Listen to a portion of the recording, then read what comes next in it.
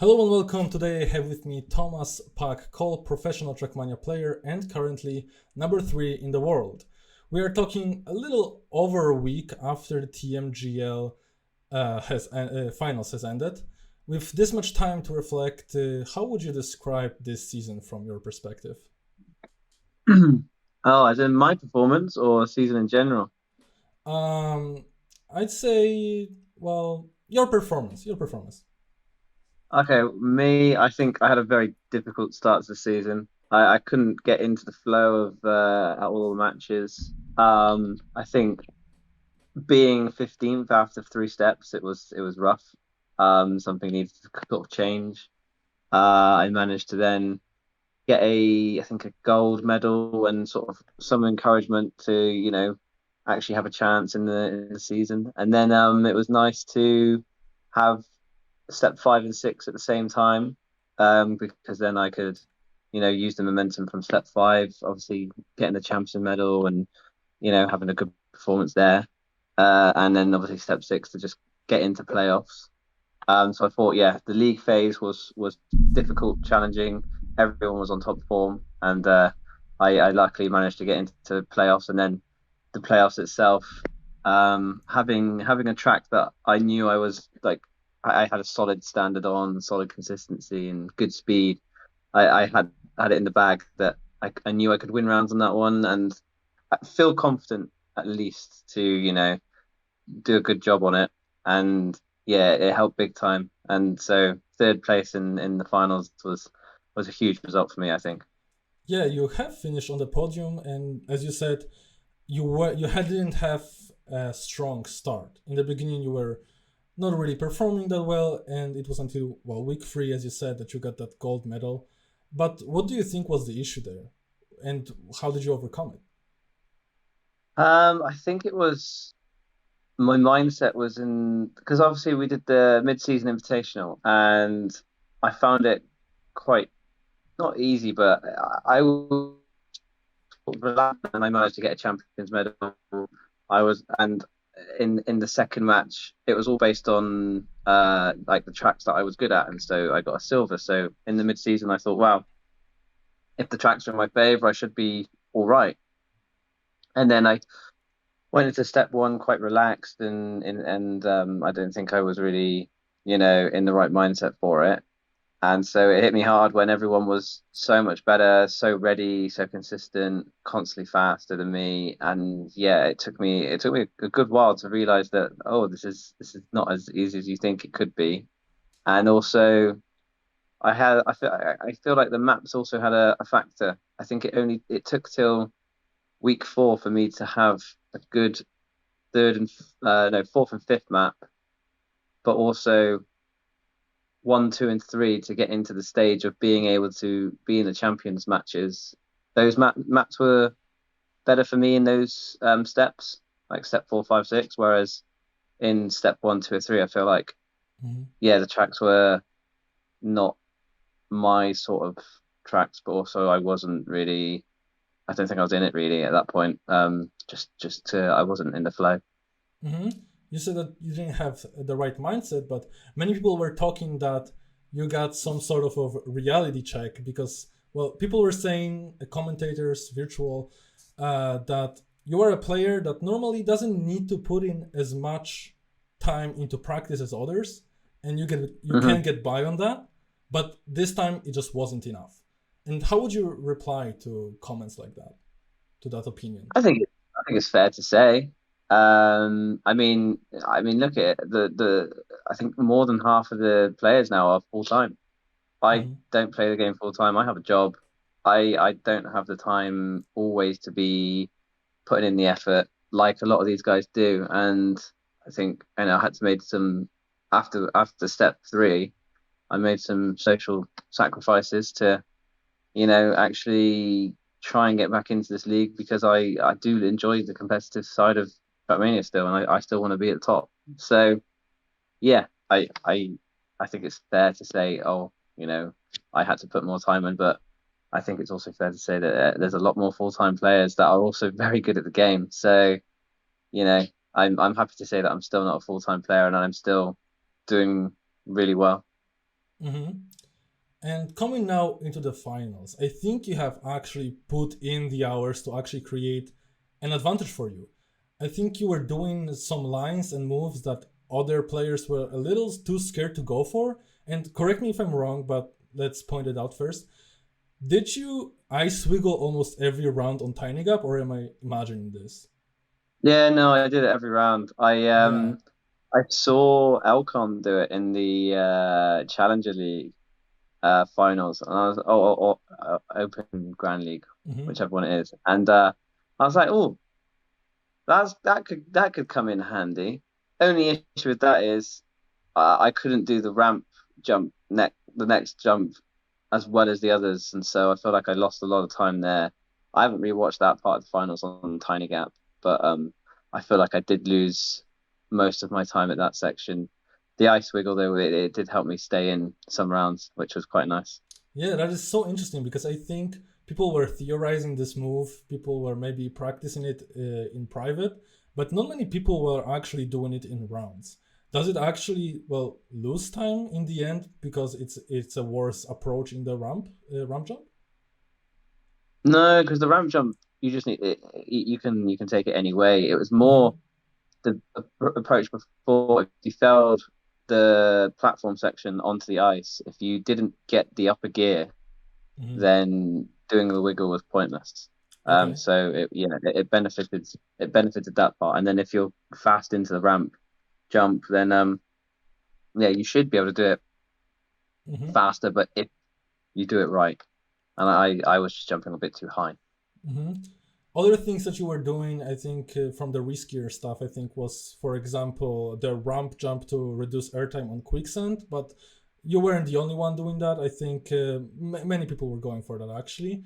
But there's also that line on hard where you were touching the edge on the dive before the ramp jumps to gain more speed on your opponents, and it Yeah, was it was it was actually working like a charm. I don't know if you recall what I'm talking about. Commentators were saying that it was incredibly risky, that you were almost like clipping the edge every time. Do you know what I'm talking about, or not really?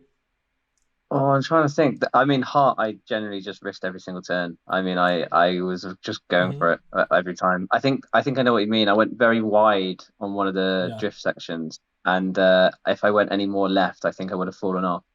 So I think that might be what you're meaning. But yeah, no, on heart, I generally, I mean, in general, I do like to do the risky lines. It benefits you when you do get them right. And yeah, heart was definitely one that I think every turn I was just trying to push it. Yeah, and that's actually something that I was wondering. Like, when you are going for so many risky stuff, does it actually is it actually risky for you in your mind, or is it just another day in the job? Eh, Not really risky, no. I mean, when you practice that only, Hmm. like it isn't. I think after you do a match on the track, do you then realize what risky stuff is worth it and what's not? And then you realize yourself, actually, is this stuff risky at all? And you learn a safe way of approaching those risks. There are still elements which are definitely risky, like the water part on Heart. I try to Hmm. push that still because that can gain you a lot of time. And also on quicksand, definitely the ramp cut I found moved me from a 108 player to a 107. So yeah. Hmm. So you're saying that if you put enough practice into it, it becomes not risky at some point. So my question I mean, is, yeah. yeah, am I understanding it right? Or Yeah, yeah, yeah. So I think that, I think, yeah, you carry on with the question, but definitely I think that's right. Because, I mean, that's what I've always done. I've always practiced the Mhm. riskier lines. I've always done that. So my question to you is, why do you think you were almost the only one to go for those lines if it is just a matter of practice, and you're saying that like half, if not more, of the league is full time, so they can afford to spend time on that. Um, I don't really know, to be honest. Some people don't necessarily see those lines as being helpful to them. Sometimes you find it yourself and you gain point one, whereas people do it themselves and they don't gain that time. So not everyone always finds that until it's the actual match day. But I also think Yeah, yeah, I think it helps me sometimes because obviously Mudder didn't do the ramp cut on quicksand and was already, always like on these 107 mid times anyway. So I think he didn't necessarily need to do these extra risks in certain points.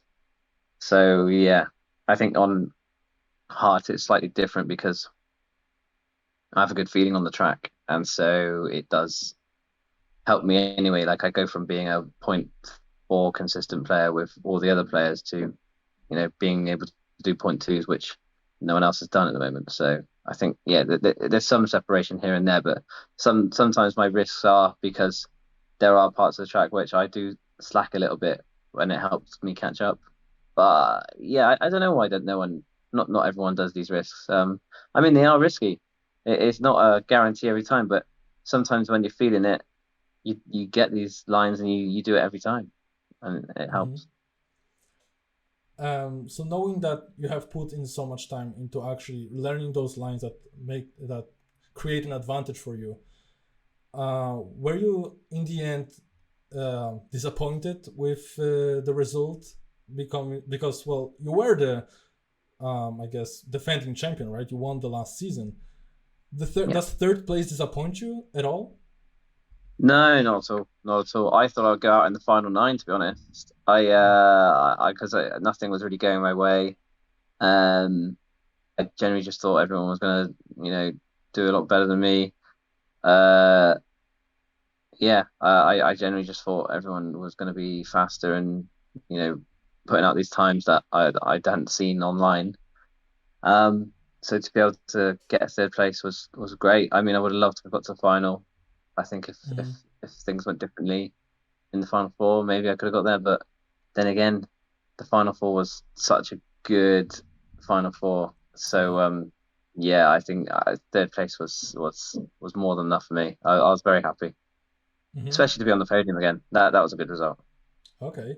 There's another challenge coming up where you, alongside TMGL um, TMGL retired legend Spam, can Yep. actually challenge people with the most, I guess, in the most prestigious tournament of a year.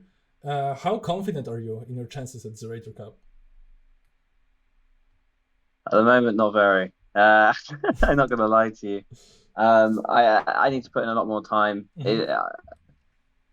Outside of Trackmania, life has gotten busy, very, very busy lately, and it's been hard to find time to just go and sit down on the computer and play these tracks. I know all the tracks. I know them to a level which is gonna get me and Spam to Bercy. I'm not entirely sure. I'd have to see after next week, but right now, if I didn't play anymore now, then I don't think we'd be going very far. Mm-hmm. But obviously, I'm going to spend hours next week giving it a go. So I reckon if I can figure out these tracks a little bit better, then we've got a good chance. But I reckon we'll see. I'm gonna have a chat with Tim soon and see what the thoughts are. I mean, he's got a holiday I think next week, all week, so we'll see. We'll see what's Mm-hmm. gonna happen. But I do. I mean, if yeah, I think on any other tournament where we've got like weeks and weeks and weeks to train and have free time to do it, I think we'd absolutely boss it and get to Bercy. But life gets busy sometimes Yeah. outside the game. Okay then. Thank you very much for the interview. Do you have any short message to the fans and the viewers? I'll just thank you to anyone that supports me. No, it's great, and I do appreciate it. And thank you for the time to interview some players. It's nice to see someone, taking the time out and putting out some content. So thank you to you to actually doing this. Thank you to you. And to all the viewers, all the links to Pack's socials will be in the description. Thank you very much for watching. And if you enjoyed, I invite you to leave a like and subscribe for more interviews in the future. Thank you very much.